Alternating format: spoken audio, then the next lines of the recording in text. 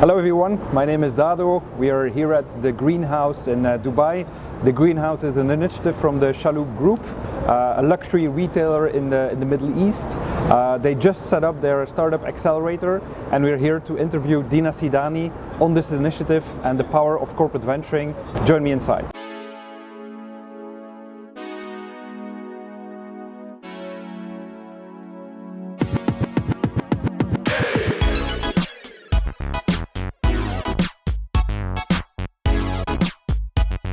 So welcome to the Greenhouse. The reason for this interview is twofold. 2 years ago we started helping the Chalhoub Group with their digital transformation, and the idea of the Greenhouse is one of the tangible elements that came out of the strategy. So we're super excited to hear Dina Sidani talk about how it came alive and how it's running today. And the second part is I just released a book on corporate venturing, so it's very good to see the practice next to the theory and to see how things on corporate venturing actually need to run in a day-to-day operation. Hello Dina. Hi. Thanks for having us. Thanks for Can you coming. briefly introduce us to the Greenhouse and why the Chalhoub Group has set up this initiative? Sure. The Greenhouse has two kind of key activities here. We have the Retail Technology Solutions Accelerator, which partners with startups from all over the world. We try to do pilots with our brands to test their technologies in our stores, online. And if those tests over a 3-month program go well and we show traction and success through their KPIs, we then try to roll it out, sign commercial agreements with them and roll it out either to more stores within that brand or more brands across our network or more countries from we're operating 14 countries, so there's a lot of opportunities. Fantastic. This is also related to the digital transformation of the Chalhoub Group. Yeah, we kind of call the Greenhouse a tangible element of the transformation. There is a big part of it which is these principles that we have in the transformation, like startups are our allies, like starting small, scaling fast, or failing fast, and so we really try to embody those principles here. Through these tests with the startups or through our other program, which is Ibtikad, we can get to Ibtikad as well as what we do here. Fantastic. Ibtikad is a program for entrepreneurs, so anyone from Chalhoub, our employees, can submit their ideas. They go through a rigorous selection process, but if they get selected, they then get funding and dedicated time off of their roles to focus on developing those ideas into businesses. Okay. We also provide them with mentorship and access from our network to help accelerate that development. Great.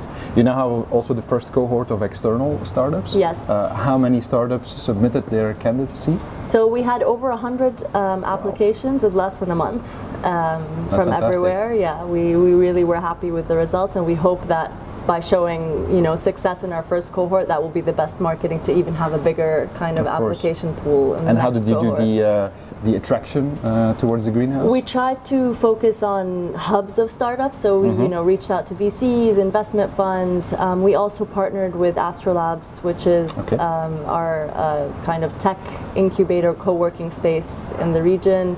They have over 100 tech companies here, and so they're also part of the Google for Entrepreneurs network globally, so they can tap into that quite easily and see what startups are involved in the retail tech department. What have been the main selection criteria?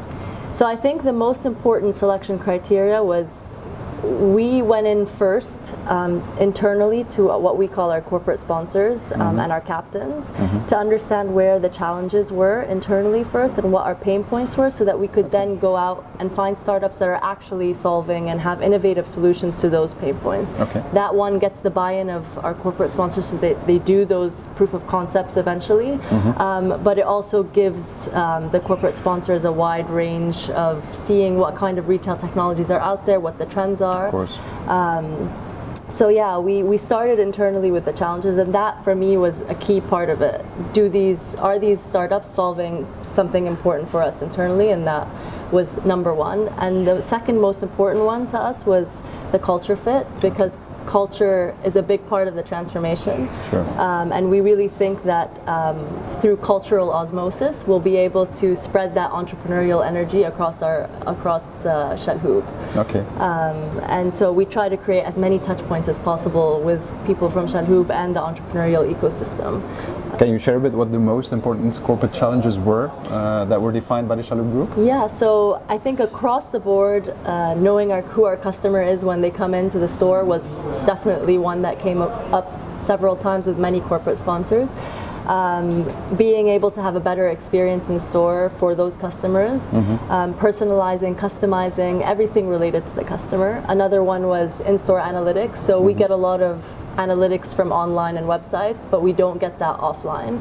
And we want to try to use more technology to be able to understand what's happening in the store the same way we understand what's happening online in terms of, you know, conversion and engagement and all of that. Did you focus specifically on some technologies that you wanted to bring on board?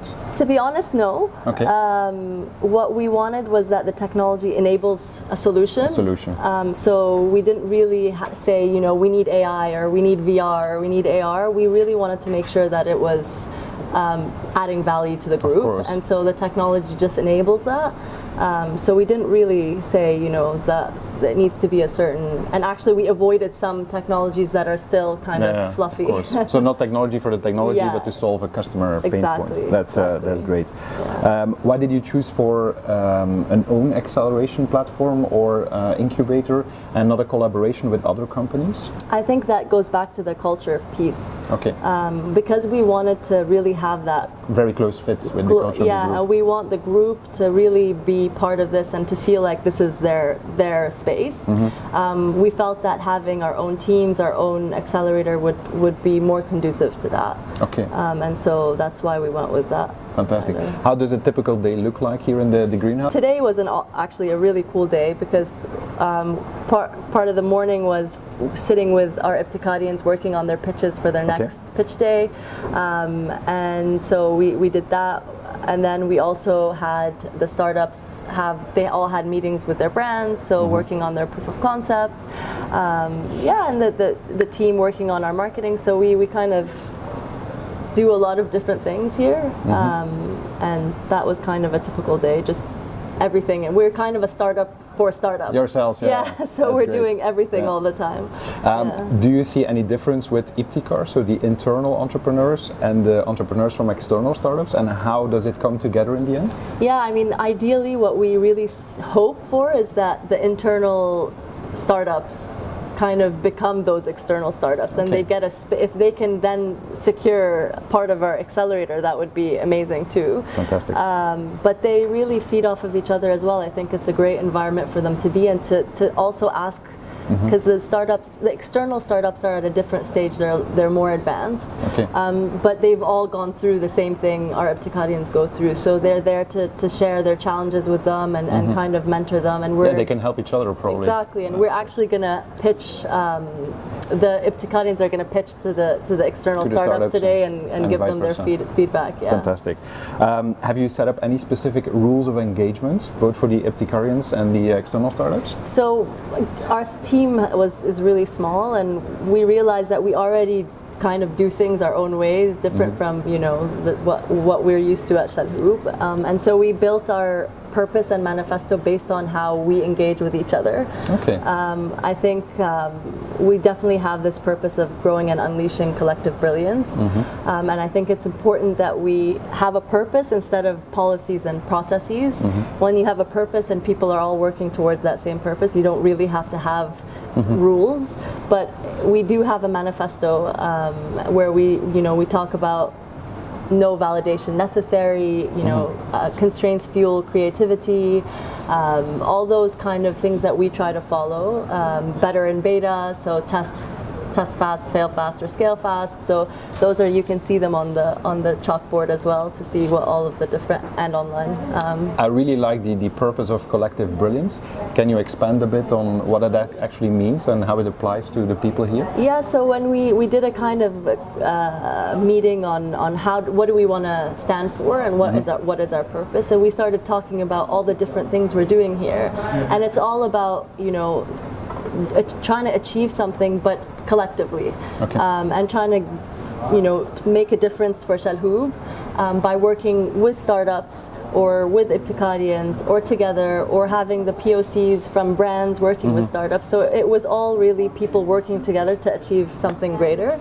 and something innovative, and we kind of came up with this, collective brilliance as our hashtag and purpose. Yeah, which is fantastic. Yeah. So it's not a silo next to the bigger mothership, it's really connected with each other. Yeah. How many times do these startups actually interact, or do you plan to interact them with the brands? We've been pleasantly surprised as to how proactive and engaged our corporate sponsors have been with the startups, and so they're doing at least 1 to 5 proof of concepts already. So wow. Yeah, so I mean, today there were two startups already sitting with their brand corporate sponsors, but it's on a regular basis. Initially we thought we'd have to kind of make sure once a week people meet with but it's been so much more fluid than that, and it grows organically. It really did grow organically.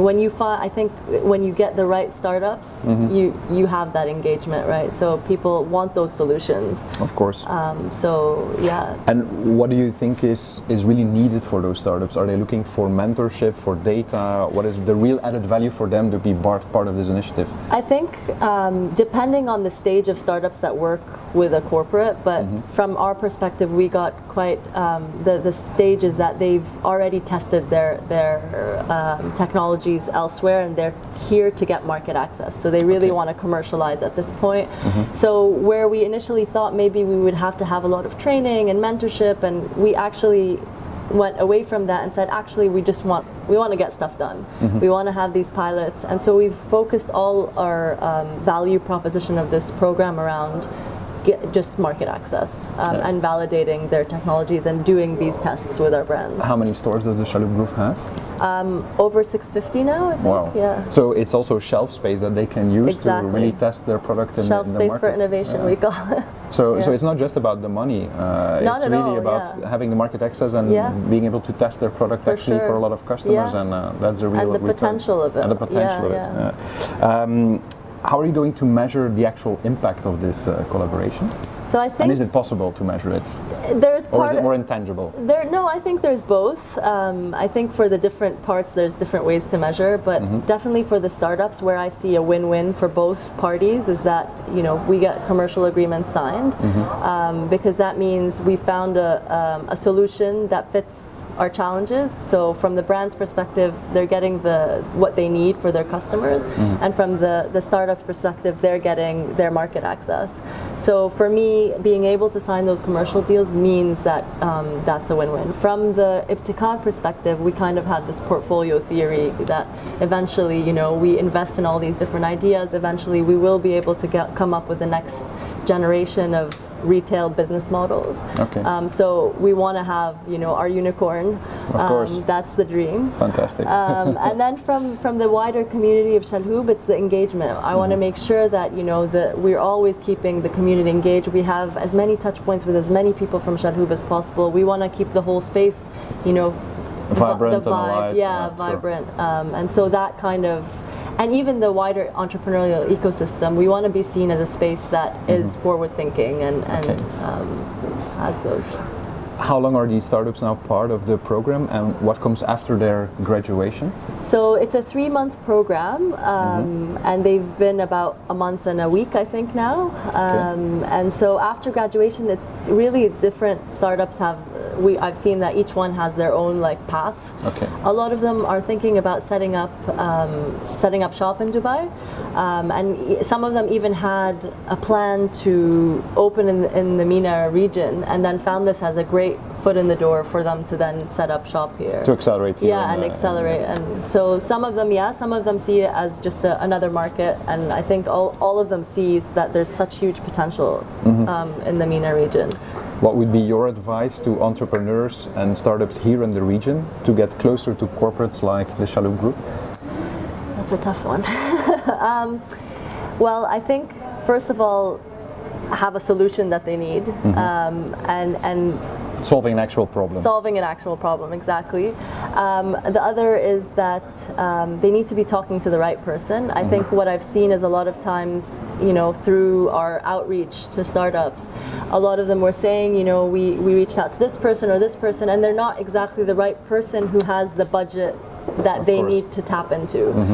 So you need to always figure out who are the right people that will be interested in my startup, and who are the people that have that decision making ability. So that's definitely one thing that I think people should research before they reach out to people.